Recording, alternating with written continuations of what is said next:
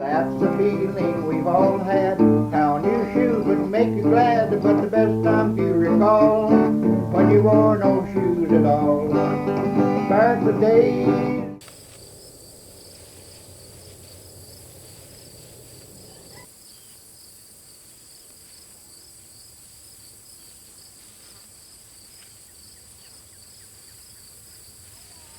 All right, well, I'm out in the vineyard and I'm going to be harvesting some of the first grapes that I've got.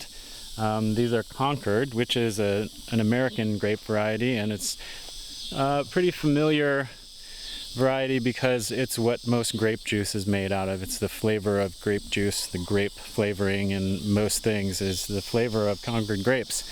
And so I've got a pretty good crop of these going this year, and they've survived many pests, and there's some of the crop has been eaten by what I think must be rats, because I took bird netting off of these, and the bird netting was pretty much keeping out anything that would eat them, except for, I think, rats are the only thing that could possibly get in here and find their way in, and we'll have to see. But I'm glad I'm getting a good harvest. With these American grapes like Concord, I test the sugar levels with a system called bricks, and usually from 16 to 18 is the range that you want to pick these grapes, because if they get over 18, they start to taste what's called foxy, which is the flavor of grape juice, and you don't want that necessarily in your wines. They smell really good. Just so grapey.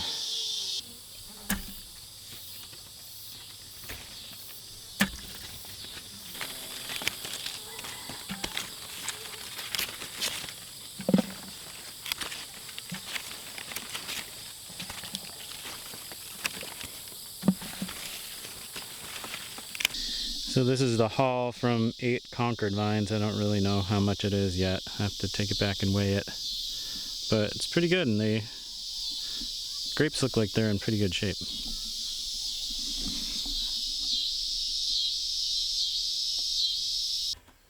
Okay, so all those grapes you saw me harvesting are now in this barrel and the bucket. I ended up having to freeze them because I went to a music festival and planned to go to the music festival over a month ago, and I didn't know exactly when my grapes were going to be ripe.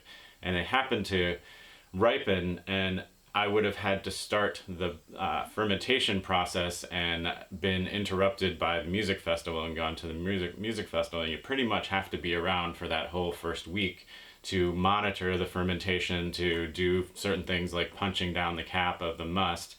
And so I ended up freezing all these grapes, and now I've dumped them all into these fermenting vessels, and we're going to start the fermentation. Now these are American grapes. The ones you saw me harvesting and these ones here are American grapes, which means that they have lower sugar and also higher acid than traditional winemaking grapes. They're not really bred for winemaking, they're more for juice, but they can make a good wine. It's sort of the sweeter, grapier wine, Concord type wine. What that means is I'll have to add some water to balance out the acid, the high acids, and then sugar to sort of make up for the water that I add, and also to bring up the sugar levels because the grapes don't naturally have enough sugars. So that's what we're going to do, and the first step here is just usually I add potassium metabisulfite. These have to get a little bit warmer because they're still frozen, but that is a preservative, and you sort of it will kill off all the natural yeasts, and then provide a little space for the yeast that I'm going to inoculate the wine and the must with. Often when you use wild yeast, you don't know what you're getting, and you're going to get off flavors and off chemicals in there. So in this way I can do a little more controlled fermentation, which I find is better for me since I'm not an expert at winemaking.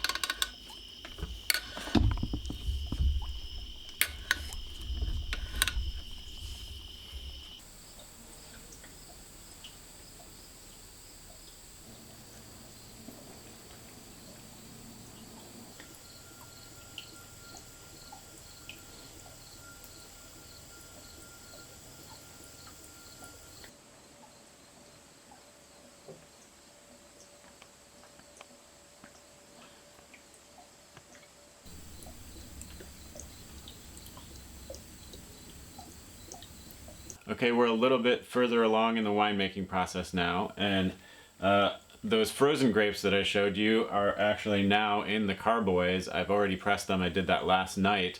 I've been fermenting them for the past 4 days or so, and then I've got a new batch of wine going, and these are Norton and Chambourcin, which are specifically wine varieties, and they're commonly grown in Missouri.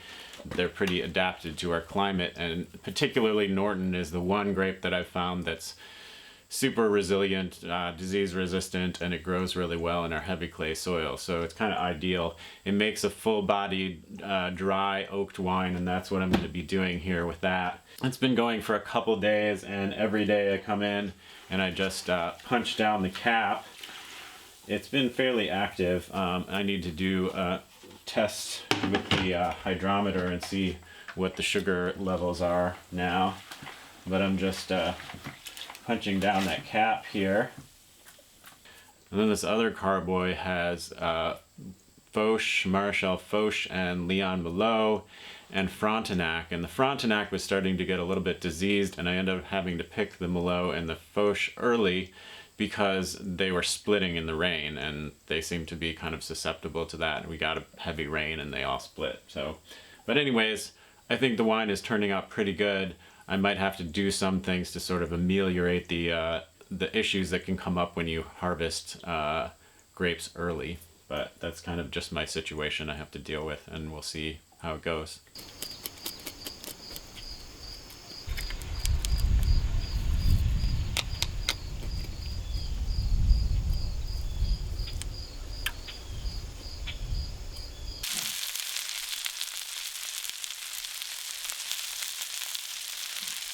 For the end of this video, I thought I would open up a bottle of wine from last year that I made, and this is the Norton and Chambourcin varieties in a full-bodied and French oaked wine. So it should be aged for another 2 years or so, but I thought I'd open a bottle and just see what it was like. Actually, the bottle's right over here. So I opened this up last night and started drinking it with my parents because they're visiting me right now. But it's really good, and I think I'm gonna drink it tonight with the fish that you just saw me scaling. Those were caught from nearby Ella Ewing Lake. There's nothing better than local fish with local wine. Still got some scales on me. So I think it's really good so far. It's maybe a little bit oaky, and definitely there's some mellowing out that needs to happen, but the malolactic fermentation that I did makes it have a buttery flavor, and it's a bacteria that you add to the wine and the must at the end, sort of near the end of its regular fermentation, and that breaks down the malic acid and makes it less acidic, but it also gives it kind of the smooth buttery flavor that full-bodied red wines have, and it seems to have worked.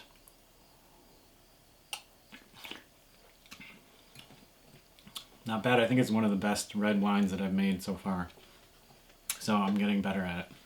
So don't forget to give this video a thumbs up and share it with your friends, and subscribe if you haven't done that yet. And I want to give some appreciation to all those people who have subscribed. It seems like the views of my videos are picking up as I make more of them, and that's great. That's good news, because it means I'm getting the word out about sustainable living and hopefully inspiring people out there to do some of the things that I'm doing here to change their lives and reduce their impact on the planet. So I'll see you next time. The thing about masonry work is that you always want to give it a really solid foundation. So we've got a concrete footer that has a lot of drainage beneath it, so that the ground doesn't want to move, and the strong concrete will keep the wall together in the event that a little part of the ground does settle one way or the other. And it's mostly a cosmetic wall, and so it's not really structural. It supports this beam up here, this little barn beam.